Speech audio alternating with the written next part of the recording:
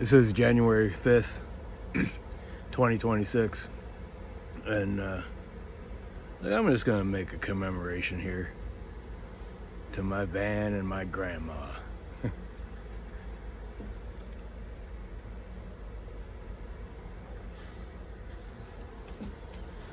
And see, I was thinking about my grandma because I don't know, sometime between early this morning and when I got up, I was thinking about my grandma. And she smoked a lot. Right up until the time she was like 80. And then finally she had to quit a little bit before she died because of, I think, emphysema. But, I mean, she smoked all her life until she was like 80. And so what I did is I went out and I was looking, because my grandma told me that the Kent, K-E-N-T, cigarette was a doctor's cigarette. Okay? She said it was the best cigarette for you. Alright. Alright. You gotta understand, man, people back in the day, they grew up smoking leaves, like tobacco leaves. Not refined cigarette, smooth tobacco. And I think they did it for the nicotine, alright? And so I went out to look for a pack of Kent cigarettes because I was just feeling sentimental. And I don't know, a little bit depressed. And so I'm actually smoking one right now, but it's not a Kent. Because I don't think they make Kent cigarettes no more. I went to two different places, neither place had them. So, in commemoration to my Uncle Gene up in Wisconsin, and you know, my heart, you know, every time I think about my Uncle Gene, man, my heart goes into the gutter. Because it's almost like I can live it myself, you know. His son, Scott. Scotter, maybe. I think his name was Scott. Scotty. My brother's name was Scott too. I think his name was Scott. I hope I'm not wrong, but if I am, it's because so much time has gone past. But I'm just saying, every time I think about my Uncle Gene, you know, I think about my cousin, Scott, getting killed in a car accident.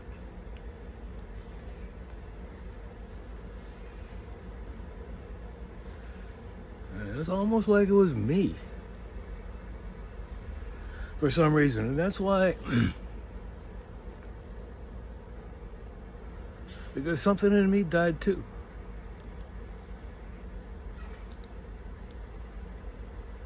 Like as if I was bound to him in life and in death. And he was younger than me. It's just my little cousin, I think. Cousin, yeah. And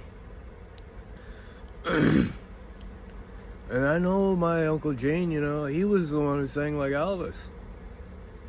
With a backbone sturdy. And he'd drink after he made that shelf for us, he'd drink a bucket of beer and give you one too. And that's what I said. Because he was generous. Just like all my uncles were generous. And he was a step uncle to me. But he was as true as blood, thicker than water, thicker than blood. And I know that when I wrote that poem, when my Uncle Buzz died, you know, in commemoration of my uncles, and although I didn't mention my Uncle Ron because, you know, he wasn't really like in the picture that I'm talking about, but he was there. I mean, he was just far away. And, you know, that was the extent of my uncles on my mom's side and my dad's side and my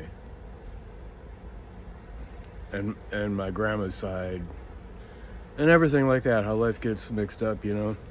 But people that suffer together have a bond.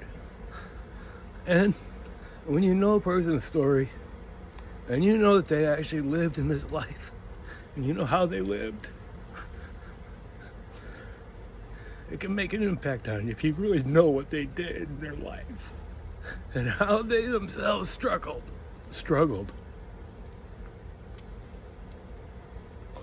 It can help you struggle too. And that's how I learned to roll.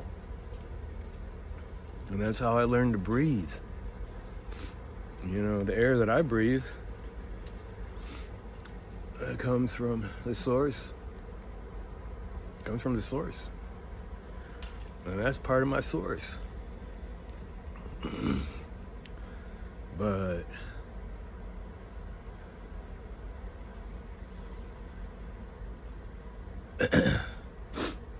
But so I got a lucky strike.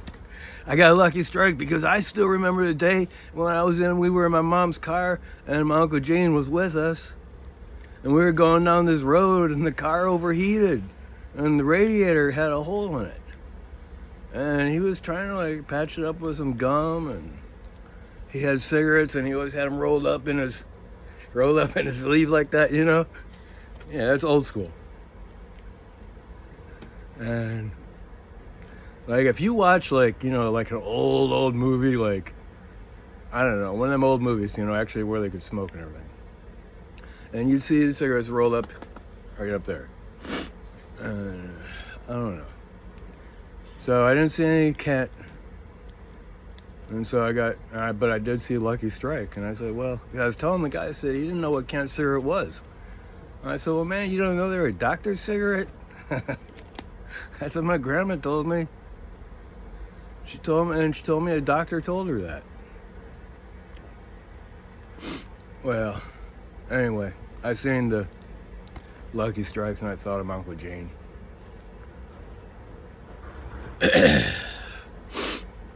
Anyway. And, you know, then, you know, on the way home, you know, I thought about it. I mean, I didn't think about it. I seen a couple Rottweilers. I had Mr. T, Rip, and Goldie in the truck with me.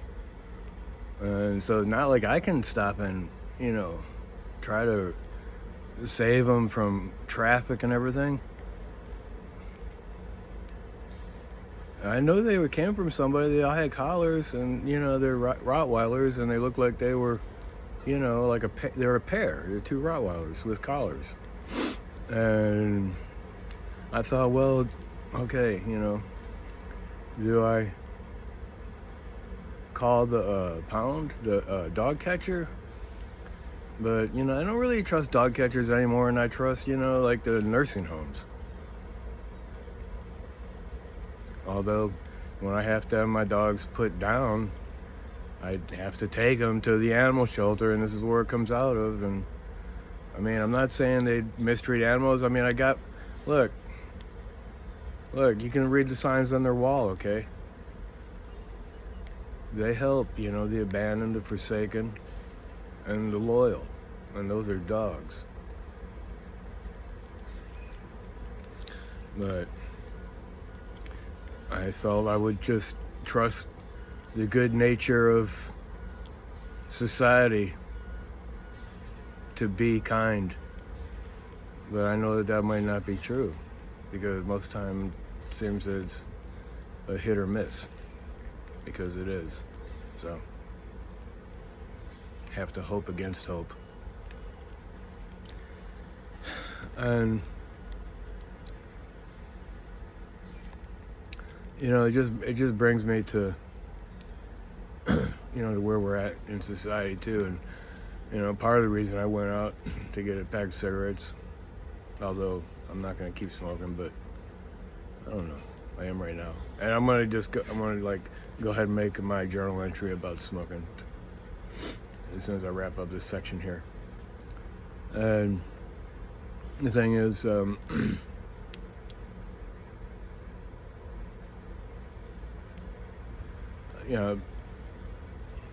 thinking about the invasion of Venezuela, and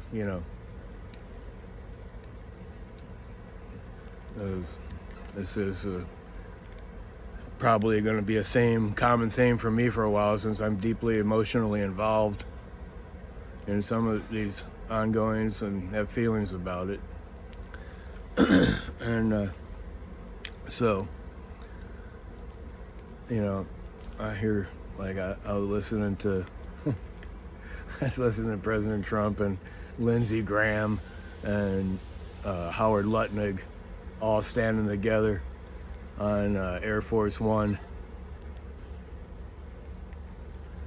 I every time I see him talking stuff, it's like, oh, he's not from like Air Force One, but I guess they're going places or something. I don't know. They're going to celebrate.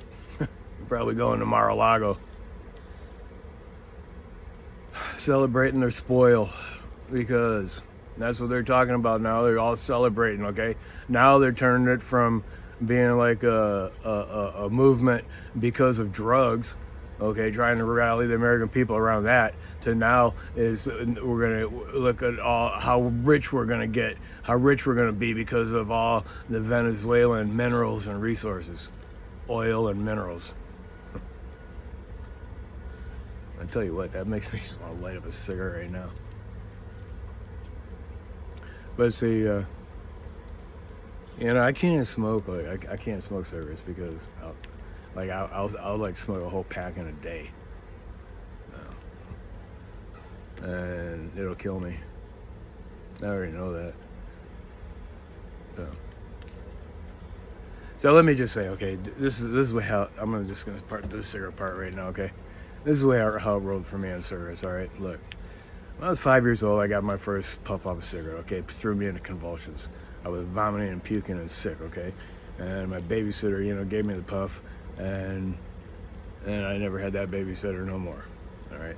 Because man, I think I was sick for a long time after that. Like, until my mom picked me up or something, I don't know. I think I was just barfing the whole time. And then look, my younger brother Brian, he would smoke. I'd go visit him, and I'd go see my dad, and I'd spend my time with him because he was just a year younger than me, and we'd go out and do stuff, and like we'd go out down the railroad tracks and everything, and that's where people would hang out and stuff, in little cutouts and everything. And there was a guy out there, smoking, and I was about, I don't know, I think it was somewhere around 12 or something, and maybe a little younger. I can't even really remember exactly, but I was kind of a little persecuted because the guy gave my brother a cigarette. He asked me if I wanted a cigarette, and I said no. And he said something like, "What are you, a pussy?" Just because I didn't smoke.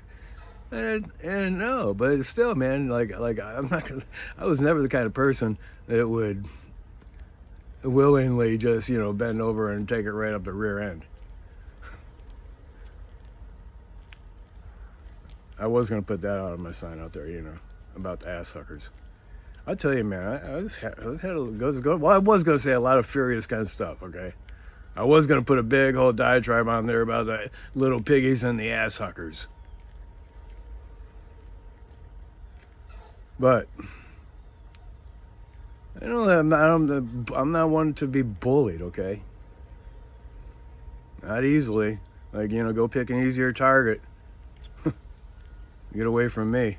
But I have been bullied. That's why, and I have been forced to do things that I didn't want to do. So I know what it's about. And but as you grow stronger and stronger, you build up animosity and fortresses against that kind of bullshit and feelings and preparation. Prior preparation prevents poor performance. And so then I never smoked, but then I didn't even smoke, and then but when I was in the military during the Gulf War, okay, I was like severely depressed. All right, and overwork, well, I say overworked, but obviously, I mean, if you're on an aircraft carrier out there in the water, you ain't got nowhere to go, you ain't got nothing to do. The only thing you do is what you can do on that ship, and most of the time you're working. And so everybody around me smoked. I mean, they smoked on the ship, and everybody smoked and drank coffee. And so, I asked a guy if I could have a cigarette, and I smoked that cigarette, and all of a sudden, man, it just elevated me. Like, it made me happy. Okay, like it lifted me right out of my depression. Like if you know what depression feels like, okay, you can actually feel it in your body.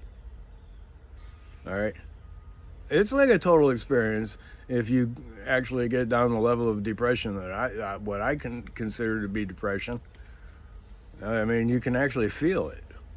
All right, and it affects your body and your mind. And I smoked that cigarette, and I felt like 100% better. And so then I started smoking a little bit. I didn't smoke a lot, but the cigarettes were cheap, real cheap. I don't know, 25 cents a pack or something. $10 a carton, something like that, And but then, I really never been the addictive type. I never really I try always to never let anything like get the better of me. And so when I got out of the military, I didn't smoke, and then I went to graduate school, and then in graduate school, I didn't smoke either, But after a couple of years, okay, it started getting harder and harder and harder. Okay, less sleep, and less sleep. More coffee. Well, and I had to sometimes stay up all night and study something, for some exam or something like that. And I hoped that maybe the cigarette gave me the energy and the lift to kind of carry through. I started smoking a little bit again then, okay? But I didn't keep at it.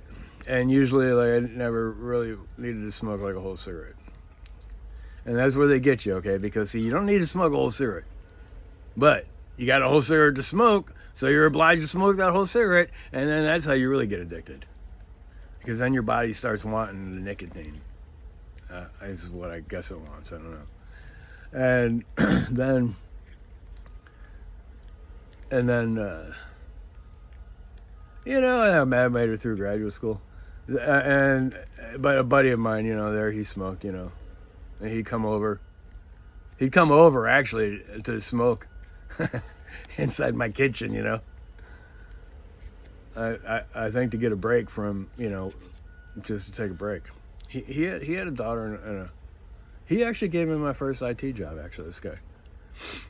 And because after I got out and after I did my clinical work, then I was looking for a job because I decided I wasn't going to stay working as a chaplain. And it said too much going on. I had self-doubt and stuff like that I can't help myself. How can I help anybody else? And he offered me a job, and that's how I got into IT work. And then I worked then at a CASCOM military base in I forget where it is now, somewhere out in Virginia area, and Fort Lee. And then And then I met my son Isaac's mom when I was working at the hospital, and she smoked. You know, so I started smoking a little bit with her. You see, it kind of creeps up on you, okay? And then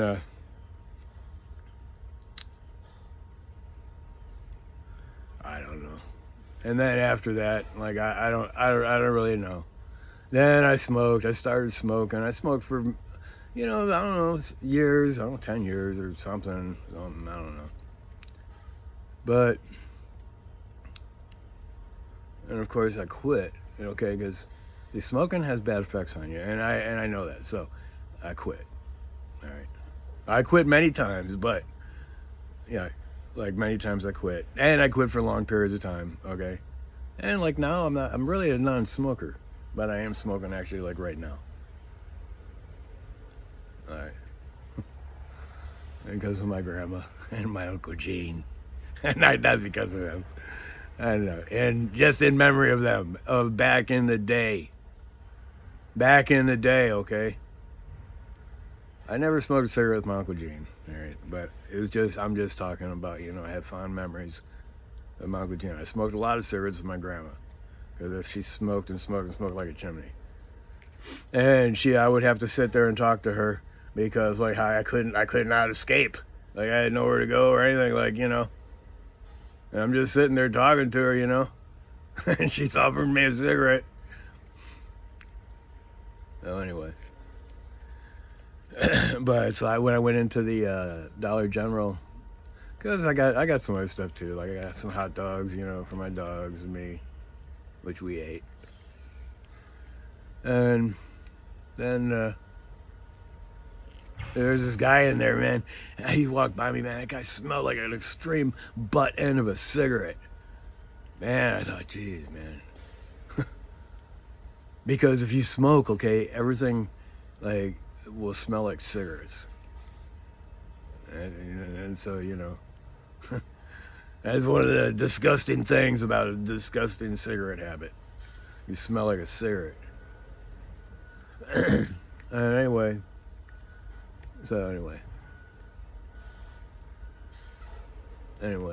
I don't know. That's it. I guess that's it about the cigarettes.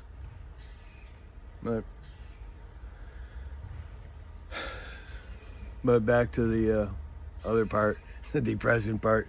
Look, I'm just going to play this little clip here of these three guys talking. All right. Are there any other companies that you talk to about dealing with Venezuela? Many, Mr. Lovely was talking about that. Are there any other corporations, entities outside? Many outside of the oil business. Well, the oil business, yes, but outside, yes. Howard, you have steel, you have minerals, right? All the critical minerals. They have a great mining history that's gone rusty. So steel, aluminum, but minerals, I mean, this is all, it's a rich, it was once upon a time one of the great economies and cultures of the world, and it was destroyed, and now President Trump is going to fix it and bring it back for Venezuela. But it's not easy. It's really got bad. But it's got potential. What? Any rare earth minerals? They have rare earth, but everybody has rare earth. Rare earth is not rare. What's rare is the processing. We're doing processing plants. There's no such thing as rare earth. The rare earth is everywhere. What isn't everywhere is the processing of rare earth. And we have a lot of places going up right now. One thing we haven't heard you specifically react. Then Trump threatens Mexico. And by the way, then President Claudia Sheinbaum of Mexico had to respond to Donald Trump defending the sovereignty of Mexico. And then we saw the president of Colombia respond. Okay. So you see these guys' greed just coming out, okay? It's like they're going in and taking the spoils. They're going in and like, okay, they captured the president. Well, they're actually capturing the whole country. They want the whole country to bend to the American needs. America is hungry, and like a big lion pouncing on Venezuela. And Venezuela is going to be subservient and do the American work, you know, the new slaves. It'll be the new slaves. It'll be a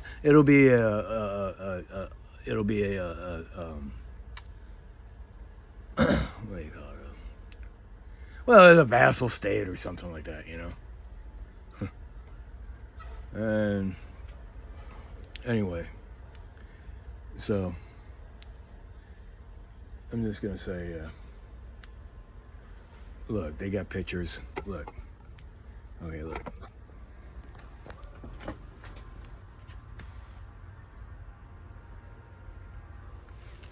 Okay, that's pictures of them walking President Maduro from Venezuela that they captured, and they're charging him with, you know, drug trafficking and arms.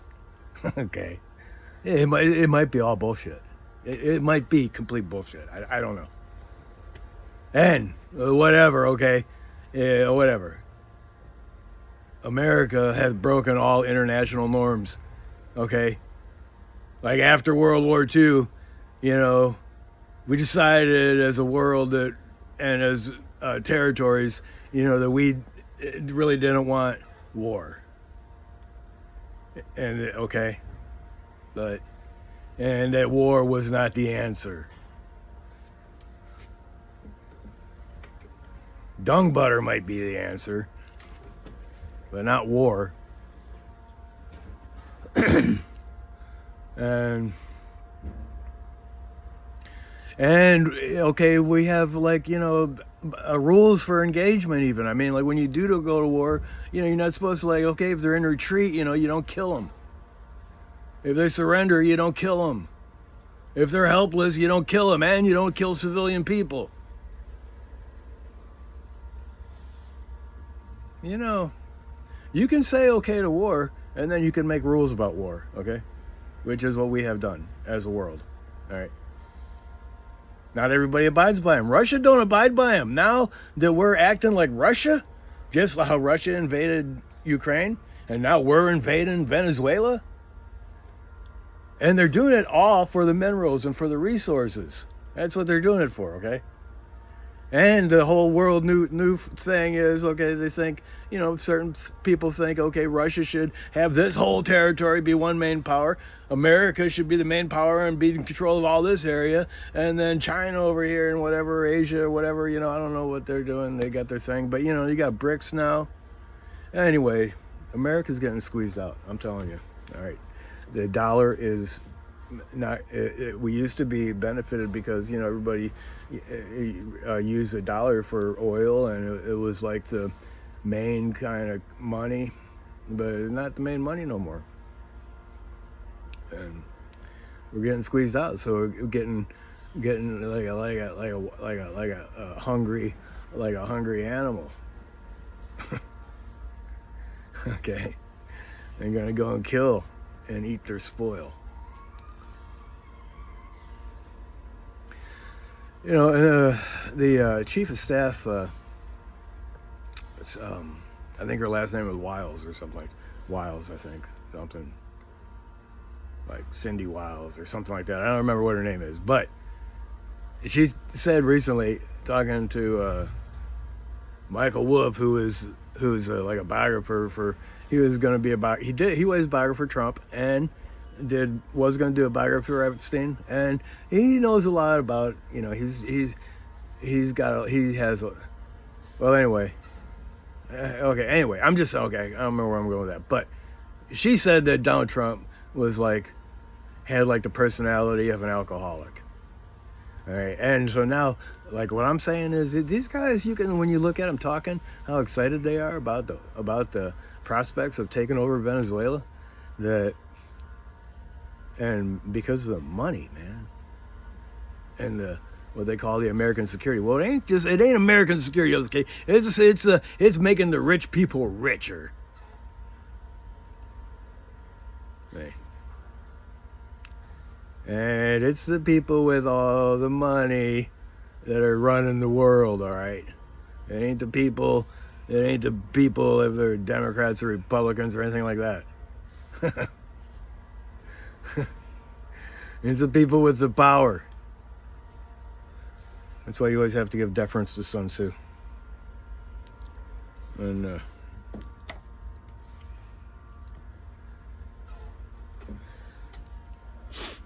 so, but anyway, that's how it is going. And this is, I guess, how we roll. All right. Okay. Well. Okay. If you want to say, okay, this is how we roll, and if you want to be okay, like these guys here, like Lutnick and Lindsey Graham and Donald Trump. Oh, you know, like, oh man, you know.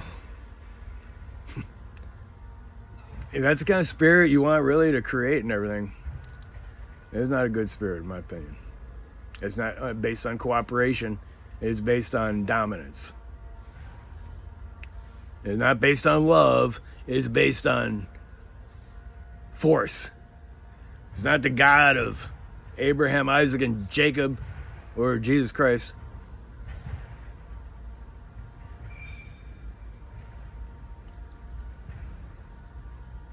It's the God of money and Baal, brute force. No. Some people get drunk on power. They get drunk on power, okay? And that's what it appears to me. These guys are drunk on power. That's why when she called him, like when she said that Donald Trump has personality of an alcoholic, it's because he's drunk on power. That's what I believe. And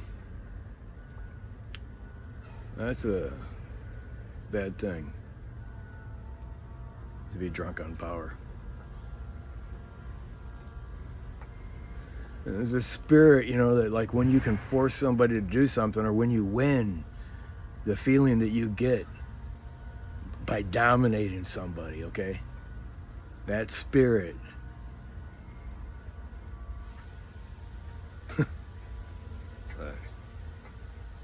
Look, you have to get away from that spirit to actually feel how bad that spirit actually is.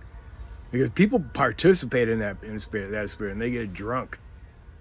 And they get drunk on that power and on that spirit. I will fight against, you know, that kind of a person with that kind of spirit, or people with that kind of spirit. And there's a lot of the common people, okay, have this same feeling. And even the people from Venezuela are saying, you know, what the hell?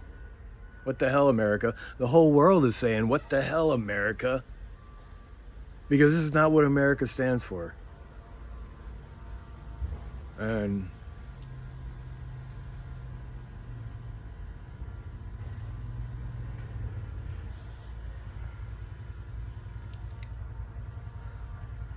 standing tall, you know, is not being a bully.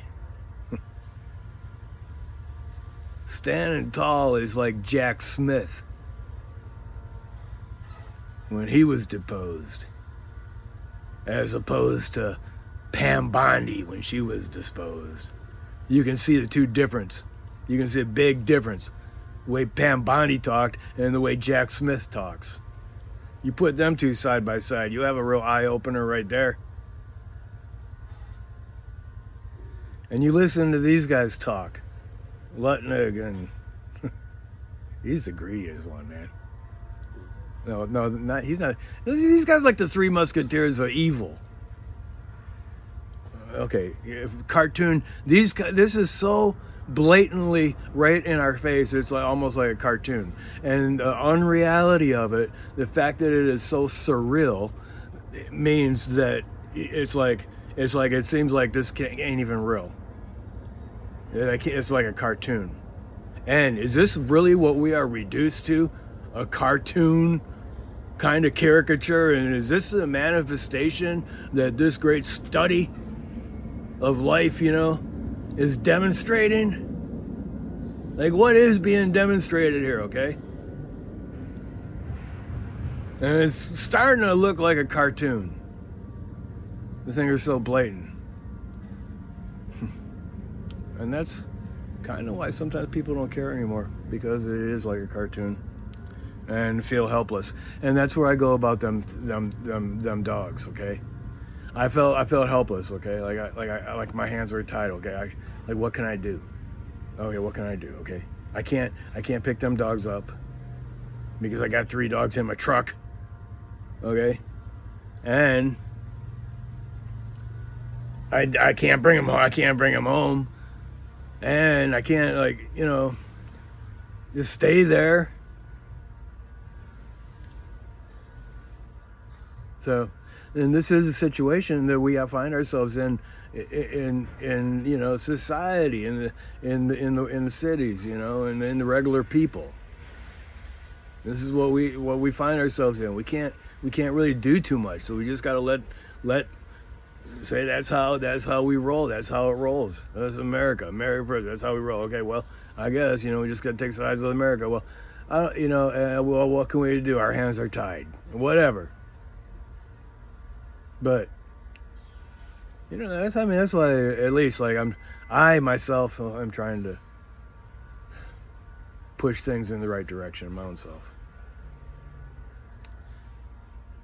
Yeah.